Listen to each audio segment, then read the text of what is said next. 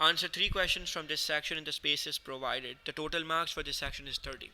Now you do not get a choice, huh? By the way, you will not get a choice from now on. But let's continue. Carbon dioxide and sulfur dioxide are pollutants formed at power station that burn fossil fuels, such as coal. Carbon dioxide is CO2, sulfur dioxide is SO2. Both are acidic compounds. State 1 environmental problem caused by the producing carbon dioxide. So carbon dioxide is a greenhouse gas. Greenhouse gas that causes global warming. State 1 environmental problem caused by producing sulfur dioxide. So sulfur dioxide is immensely acidic. It causes acid rain.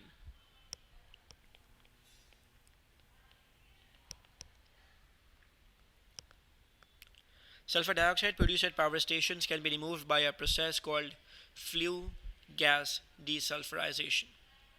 In flue gas desulfurization, the sulfur dioxide reacts with calcium carbonate. The reaction needs to be fast to remove as much sulfur dioxide as possible.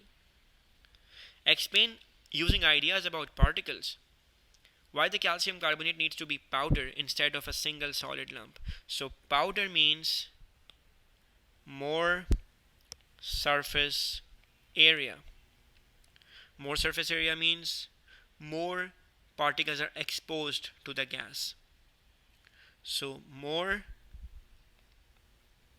particles are exposed to the SO2 gas. That means more frequency of successful collisions. More particles will be colliding. Explain using ideas about particles why decreasing the temperature, the rate of the reaction between calcium carbonate, the rate of reaction between calcium carbonate and sulfur dioxide. So what happens here? So obviously, if the rate is decreased and like you can see, temperature is decreased, you talk about kinetic energy and the speed of particles. So lower temperature means lower kinetic energy of particles. When they have lower kinetic energy, what happens? They collide less often. Since they are not colliding as frequently, you can say less frequency of successful collisions. Also, if you have watched my recent video on Boltzmann curve, you would notice that at low temperature, particles have less energy, which means that there are less particles which have the energy higher than activation value. So less particles will have energy higher than activation. You need to have energy higher than activation energy value to collide successfully. If you do not have the energy higher than activation, your collision is useless. So it's all about less particles will have the energy higher than activation energy. Sulfur dioxide reacts with oxygen as shown. Explain why sulfur dioxide is oxidized in this reaction. So you will talk about very simply, a very simple explanation it could be that SO2 gains oxygen atoms. It gains oxygen atoms. I could also explain it by saying that here in sulfur dioxide, the oxidation number of sulfur is +4 because there are two oxygens, each with a value of -2, so sulfur has to be +4. In SO3, there are 3 oxygens with a value of -2 each. So sulfur has to be +6. You can see the oxidation numbers changing from +4 to +6. So I can say oxidation state of sulfur changes from +4 to +6, so loss of electrons. Explain using ideas about bond breaking and bond forming why the reaction is exothermic. Remember, bond breaking is always endo part, bond making or forming is always exo part. So write that first, that bond breaking absorbs heat, and then say bond forming releases heat. And then continue by saying that here more heat was released and less heat was absorbed. Explain why the addition of catalyst increases the rate of reaction. That is very simple, that you will say it decreases the activation energy by providing an alternate route. So decreases the activation energy by providing an alternate route. So moving on, this question says zinc is a metal. Wow, brand new information. That is brand new information. Coating iron with zinc prevents the iron from rusting. Rusting is another word for corrosion. We know that. Explain how a coating of zinc prevents iron from rusting when the coating is scratched. So first thing is that zinc is higher in reactivity series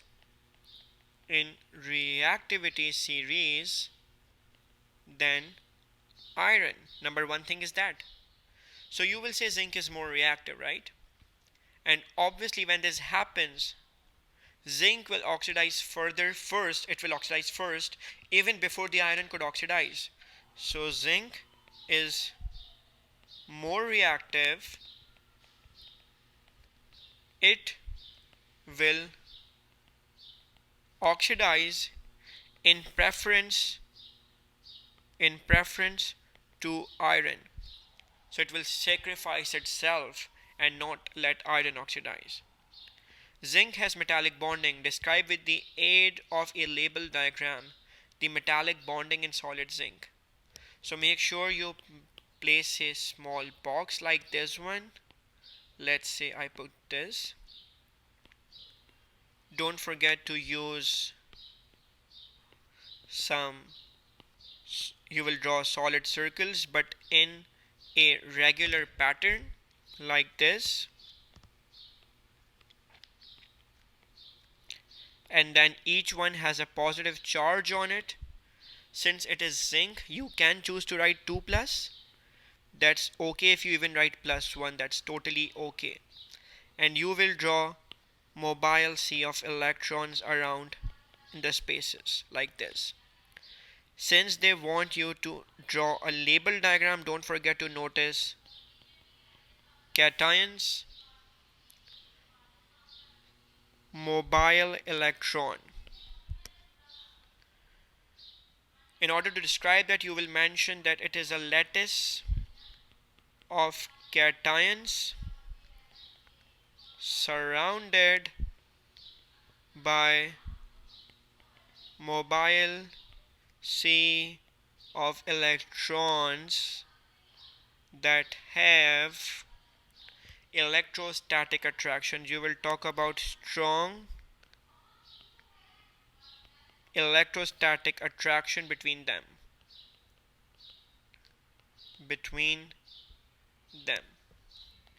Explain why zinc is a good conductor of electricity, because the electrons are mobile here. So mobile sea of electrons. One of the stages in the extraction of zinc involves electrolysis. What was electrolysis? It was the chemical decomposition of liquid ionic compound using electricity. I'm just writing the definition for you to have a quick revision. At the cathode, zinc ions are changed into zinc atoms. At the anode, hydroxide ions are changed into oxygen molecules and water molecules. Write the ionic equations for the reactions. So for zinc, I can see zinc ions should be getting 2 electrons to become zinc. For the hydroxide ions, we know the equation is constant. 4 hydroxide ions let go of 4 electrons. You get 1 oxygen molecule and you get double water molecules. A sample of 2.34 grams zinc is reacted with 50 centimeter cube of 2.00 mole per decimeter cube hydrochloric acid. So you have the volume and the concentration of the hydrochloric acid, HCl. Show by calculation that the hydrochloric acid is in excess in this reaction.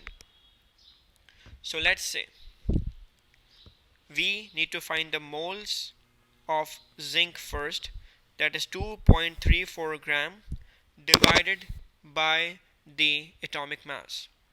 What is the atomic mass? So that is 65. When we find the number of moles of zinc, it turns out to be 0.036 mole zinc.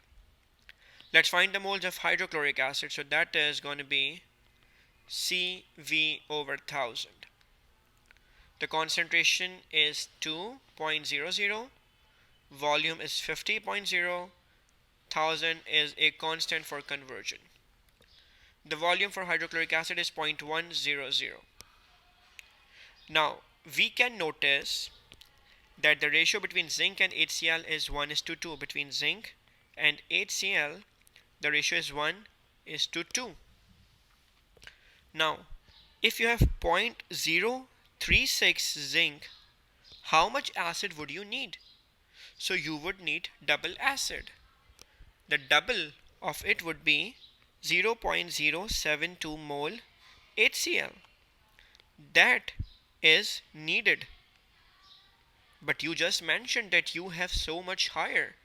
So more HCl is present, then that could react with zinc.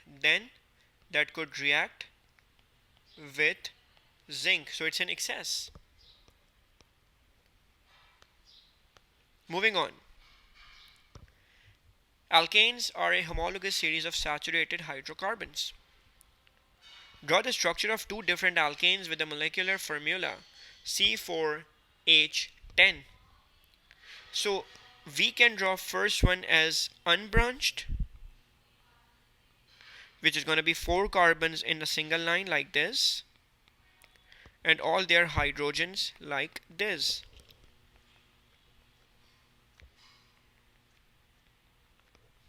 This is called butane. So we name it butane. Another one could be a branched one. So we can draw a branched alkane also, which is going to be 3 carbons in a line, but 1 carbon as a branch. You can draw hydrogens like this.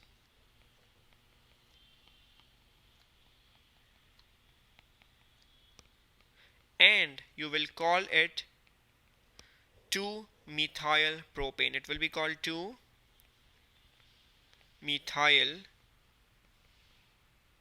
propane. It's a branched alkane. State using the general formula of alkanes the molecular formula of alkane, which has only 12 carbon atoms in its molecule. So how do you do that? The general formula of alkane is CnH double N plus 2.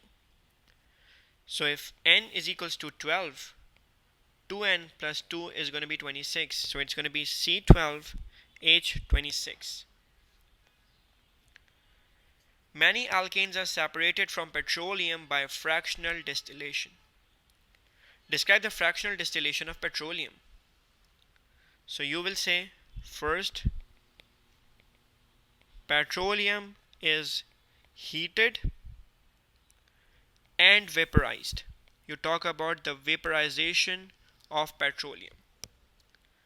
Then you talk about vapors move into a fractional column.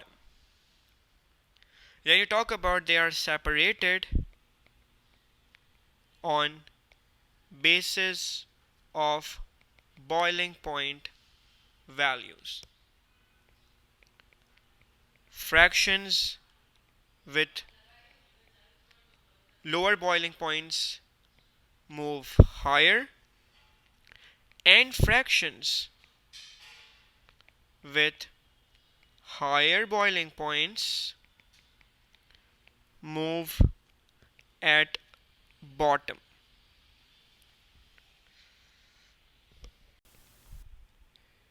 The next part D says butane reacts with chlorine to give several products. Butane is an alkane. Chlorine gives substitution reaction here. So state the condition needed for the substitution reaction. So you will say UV light or sunlight. One of these products contain 37.8% carbon by mass, 6.3% hydrogen by mass, and 55.9% chlorine by mass. Calculate the empirical formula. Deduce the molecular formula of the compound. So let's say when you have carbon, hydrogen, and chlorine, 37.8 divided by 12 ratio, 6.30 divided by 1 ratio, 55.9 divided by 35.5. When you find the ratios, they turn out to be 3.15, 6.30, and 1.57. Divide each value by the smallest one, which is 1.57, 1.57, 1.57. So you get 1 chlorine, you get 4 hydrogens and 2 carbons. So empirical formula is C2H4Cl. But you had butane in the beginning, right? So butane means 4 carbon compound. You can't have a 2 carbon compound, so the actual formula has to be 4 carbon. So everything should be multiplied by 2. You get C4H8Cl2. Because a butane will obviously have 4 carbons, so the empirical formula should be doubled. Let's see this question. It says nitric acid is used to make fertilizers. Nitric acid is manufactured from ammonia. In the first step, ammonia reacts with oxygen. Balance this equation. So you can see that nitrogens are currently balanced, hydrogens aren't balanced, and oxygens also aren't balanced. So if you see there are 3 hydrogens on the left hand side and there is 2, what you can do is you can double the ammonia and make 3 waters. This way the hydrogens are balanced. So here you have 6 hydrogen, here you also have 6 hydrogen. How many nitrogens are on the left side? So there are 2 nitrogens on the left side. By putting 2 before the NO, you get 2 nitrogens on the right side. How many oxygens are on the left side? So there are 2 oxygens on the left side, and 2 plus 3. So you get 5 oxygen on the right side. How can you convert 2 into 5? What do you add? So you make it 5 over 2. In this way, your equation is balanced. Or you can multiply the entire equation by double, and you can say, or you can multiply this 2 ammonia plus 2 over 5 oxygen gives you double NO and 3 waters. You can make it double. So you will get 4 ammonias. You will get 4 ammonias. You will get 5. You will get basically 5 oxygens. You will get 4 NOs, and you will get 6 waters. That's also okay. Both are acceptable. Name the alkali that reacts with dilute nitric acid to make potassium nitrate. So there are only 3 alkalis possible: sodium, potassium, lithium hydroxide. The most befitting here is potassium hydroxide. Potassium hydroxide. Describe the experimental procedure used to make colorless aqueous potassium nitrate from the alkali and dilute nitric acid. So we will mention that we will titrate the potassium hydroxide with dilute nitric acid. What happens is you take alkali in conical flask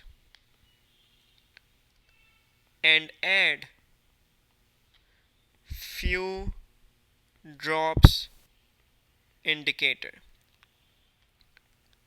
Then you titrate until a color change.